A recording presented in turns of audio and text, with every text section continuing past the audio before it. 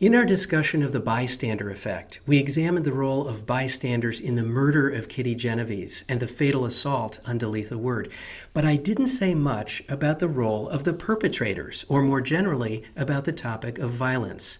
So in this video, I'd like to talk about the triggers of aggression. That is, the factors that can lead to anything from very small acts of aggression all the way up to murder or terrorism or warfare. As defined in this week's reading, aggression is physical or verbal behavior intended to cause harm. The act might involve hostile aggression, which springs from anger or hostility, or instrumental aggression, which also aims to harm, but mainly as a means to some other end. For instance, social psychologists would say that when the United States bombed Baghdad in order to overthrow Saddam Hussein, it was an act of instrumental aggression. And of course, some acts may involve both hostile and instrumental components. Most social psychology research on aggression has to do with things that may or may not cause it, such as violent TV shows, hot weather, pornography, video games, and so on. For example, one of the oldest questions is whether watching violence on TV causes children to become aggressive or whether it's merely correlated with aggression. Let's pause for a pop-up question so that you can predict what researchers have found, and then after, I'll share with you what the scientific consensus is. Although the debate over correlation versus causation ran for decades, by now there's overwhelming evidence that exposure to TV violence causes aggression, at least in some cases. As far back as 1972, the U.S. Surgeon General warned about, quote, a causal relation between viewing violence on television and aggressive behavior.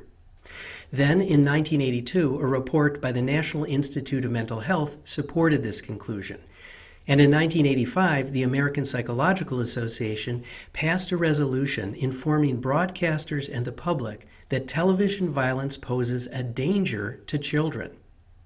In 2000, 6 of the top medical and health organizations in the United States signed a joint statement on the impact of entertainment violence on children, in which they wrote that, quote, well over 1,000 studies point overwhelmingly to a causal connection between media violence and aggressive behavior. And in 2007, a landmark meta-analysis examined 24 research reports in which children or adults were exposed to media violence, and the amount of naturally occurring aggression was later recorded or independently rated. In other words, these weren't artificial laboratory tasks related to aggression. The children simply played with each other, and adults interacted with one another while trained observers recorded people's behavior. The results? Roughly 1 out of every 4 or 5 participants showed an increase in aggression, which was a highly significant result given the large number of studies. And of course, these are only brief exposures to violence. To put these results in context, the effect of media violence on aggression was stronger than the effects are of condom usage on HIV transmission. They were stronger than the effects of lead exposure on children's intelligence, and stronger than the effects of calcium intake on bone mass. So the relationship between media violence and aggression is substantial, it's causal, and the increase in aggression has been found in interactions among friends, among classmates, strangers, a wide variety of situations, and a wide variety of studies. In fact, in 2010, a study published in the Journal of Advertising even found a statistically significant increase in aggressive thoughts when kids watched a violent 30-second TV commercial for action figure toys, a toy commercial. Yet when the researchers held focus group sessions, open discussions with kids and with parents, neither the children nor the adults expressed concern about the violence in TV commercials. In those cases, when parents limited the amount of media violence that their kids were allowed to see, the limits were always on TV shows, movies, or video games, never violence in the commercials. Now, why is TV so powerful? Well, over time, kids learn to imitate what they see on TV, and research suggests that later in childhood and in adulthood, those effects sometimes show up in the form of bullying other people, of partner violence, copycat crimes, and so on. Kids are unbelievably good at imitation learning, which I will illustrate with my own daughter, Fiara. By the time she was 15 months old, Fiara had seen enough people using cell phones that she began imitating. But as you can see from the bottom photos, where she's talking into the back of the phone, she didn't have it quite right. By the time she was 2.5 years old, however, she had not only figured it out, she looks like she's setting up a power lunch before going out to play in the snow. The tendency for kids to learn through imitation and the link between children's imitation learning and aggression was dramatically illustrated in a famous 1961 study by Albert Bandura and 2 co-authors, in which children were mildly frustrated by the removal of some popular toys and then either were or were not exposed to an adult model who punched, kicked, and yelled at a plastic Bobo doll. What the study found was that kids who had earlier seen an aggressive model often ended up imitating the behavior and beating up the doll, whereas kids who hadn't been exposed to an aggressive model rarely showed aggression toward the doll. Now you might be wondering, why is this research so famous? Isn't it obvious that kids will imitate what they see adults do? Well, we have to guard against hindsight bias here. Before Bandura's research, it was widely believed that a good way to reduce aggression was to just get it out of your system by, for example, punching a pillow or screaming, something like that, or watching somebody else behave aggressively on the athletic field, in the boxing ring, on TV, or in a movie, and so forth. Here's an example from the days of vaudeville. The idea is to blow off steam, to vent in a kind of catharsis, an idea that Aristotle wrote about and that was later adapted by Sigmund Freud and others as a sort of hydraulic model in which emotional pressures build and build until finally you release them by behaving aggressively or by watching other people do it for you, like we see here. Isn't that clip amazing? In the snapshot quiz, I asked whether you thought that punching a pillow or screaming might be an effective way to reduce aggression. If you answered yes, it may be in part due to a cultural legacy from Sigmund Freud. On the other hand, if you said no, it may be a legacy from Albert Bandura. Let's pause so that you can see your answer. What Albert Bandura and others after him have shown is that contrary to the catharsis hypothesis, aggression begets aggression. So for example, if I punch the video camera lens, it's not going to make me feel less aggressive or improve my mood. In fact, here, we can try an experiment. Nope, don't feel less aggressive, don't feel any better. In fact, here, let me get rid of this. There we go. Returning to the Bobo doll study, Professor Bandura was kind enough to send along to our class a couple minutes of video footage from the original study, during which he makes a few remarks, and I'll add a few comments of my own. Let's watch. An adult model beat up an inflated Bobo doll in novel ways.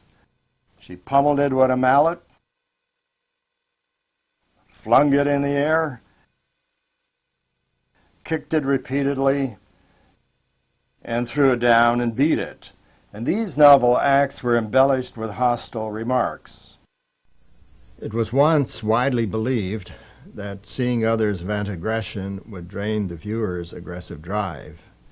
As you can see, exposure to aggressive modeling is hardly cathartic. Exposure to aggressive modeling increased attraction to guns, even though it was never modeled.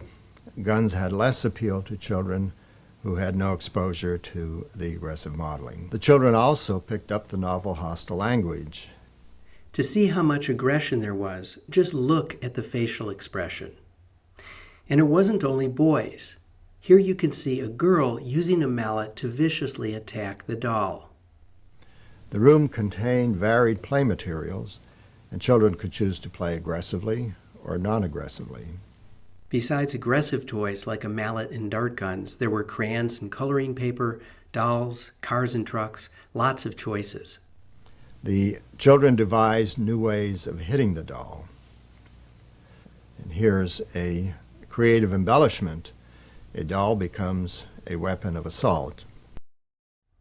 By the way, two historical footnotes. First, a Bobo doll of the sort that Bandura used in his research is now on display at the Center for the History of Psychology, actually just a few feet away from one of the doors of the Stanford Prison Experiment and the electric shock generator used by Stanley Milgram in his obedience research. Here are a few photos I took just to give you a close-up picture of what the doll looked like. And second, in 2004, Albert Bandura went on to receive the Outstanding Lifetime Contribution to Psychology Award from the American Psychological Association, not only for his research on aggression, but for research suggesting the positive side of imitation learning. Based on his research, for example, serial TV dramas have harnessed the power of imitation learning to promote positive social change, so it's not all about aggression. Here are two examples. In Mexico, nearly 1 million people enrolled in a program to learn to read after watching a TV drama that promoted literacy by showing characters struggling to read and then becoming literate. And in Tanzania, a series of TV dramas led married people to discuss the need to control family size and to adopt family planning methods. But returning to the topic of aggression, one of the most important questions that grew out of Bandura's research is whether behaviors modeled on television show the same sort of effect that he documented in the laboratory.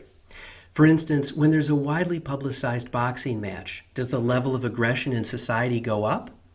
In one of the most famous boxing matches in history, Muhammad Ali against Joe Frazier, Muhammad Ali actually took out a little gorilla doll and punched it during a press conference, pretending that the doll was Joe Frazier, somewhat similar to a little Bobo doll. Come on, girl, we in Manila.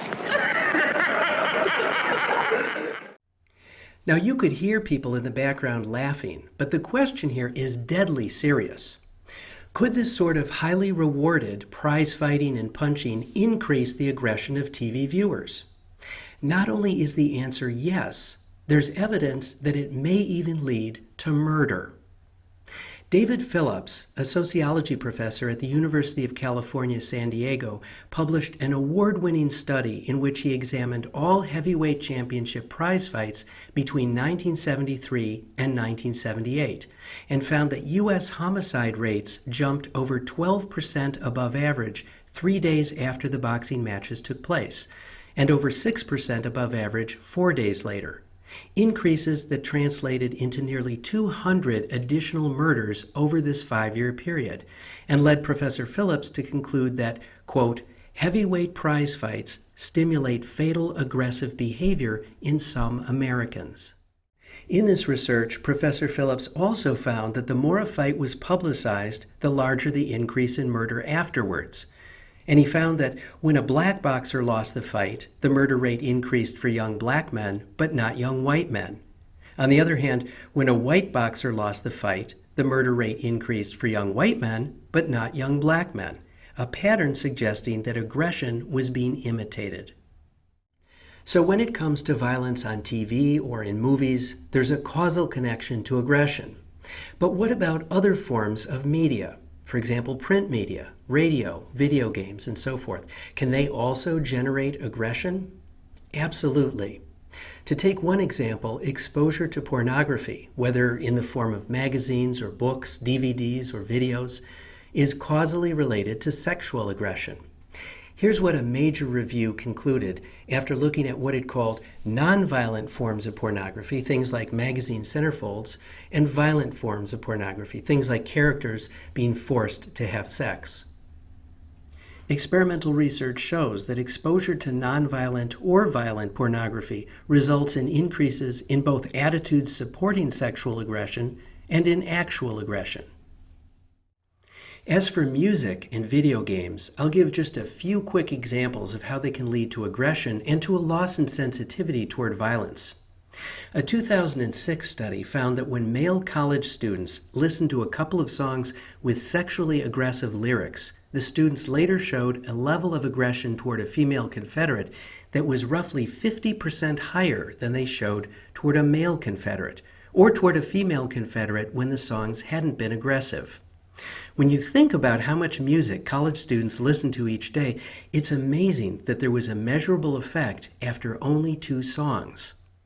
Along similar lines, a 2007 study found that after only 20 minutes of playing a violent video game, participants showed physiological evidence of desensitization when shown a videotape of real-life violence.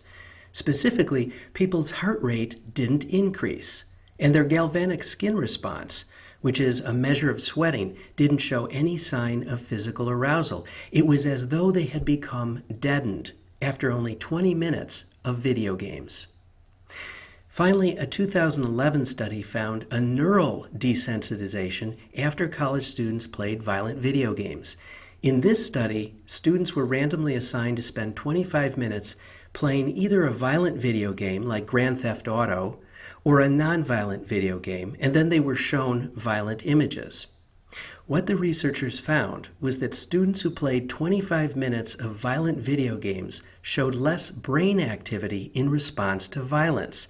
Their brains had become deadened or desensitized to violence.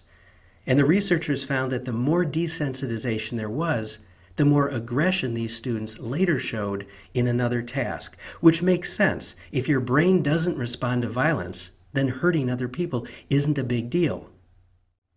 For those of you who haven't seen a violent video game, let me show you just 20 seconds of a game that's rated as teen, that is, generally suitable for ages 13 and up. In the full game, people are shot and killed, but in the segment that I'll share with you, there's just a few seconds of the characters shooting. There's no victims and there's no blood.